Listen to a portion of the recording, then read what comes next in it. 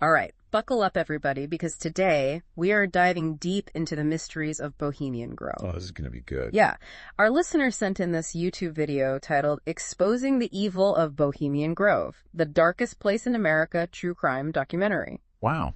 So, obviously, there's some serious intrigue surrounding this place. For those not in the know, Bohemian Grove is this super secretive enclave in California where the elite supposedly gather every year. And it's shrouded in like a ton of rumors and conspiracy theories. Exactly. And we're going to unpack what this video claims about Bohemian Grove. Now, it definitely leans heavily on a specific perspective, so our goal is to sift through the details, find those intriguing nuggets of truth hidden beneath all the, the hype. Right, like separating fact from fiction. Exactly. Yeah. So let's get started. What jumped out at you right away about Bohemian Grove?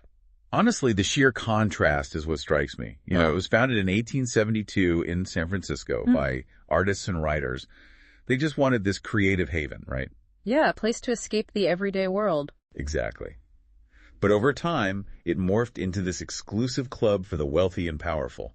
We're talking presidents, business tycoons, media moguls, the whole shebang. So from paintbrushes to power lunches, that's quite a shift. Yeah, it really is. And they have that motto, right? Weaving spiders, come not here.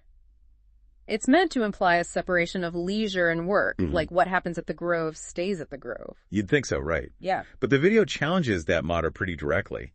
It points out instances like George H.W. Bush discussing CIA matters within the Grove. Oh, wow. So much for separating business and pleasure. Right. It definitely blurs the lines. Absolutely. Yeah. Makes you wonder what really goes on during their annual 2-week retreat, the Midsummer Encampment. Oh, yeah, especially since electronics and recording devices are strictly prohibited. All that secrecy just fuels the curiosity, doesn't it? Totally.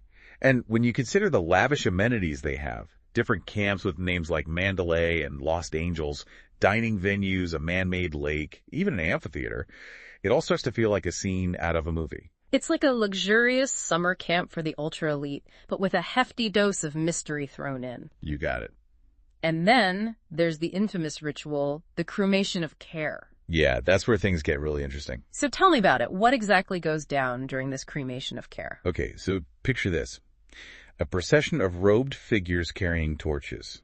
They're leading up to the burning of an effigy called Dull Care at the front of a colossal 40-foot owl statue. Hold on. A giant owl statue that's both impressive and slightly creepy all at the same time. Right.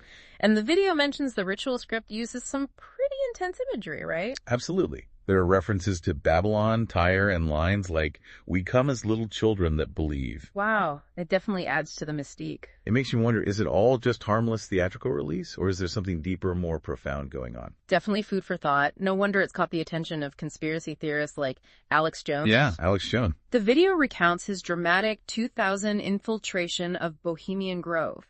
He claims to have witnessed satanic rituals and the worship of Moloch. Now, it's important to note that Jones's claims are very controversial and widely criticized. Right, he's a bit of a lightning rod.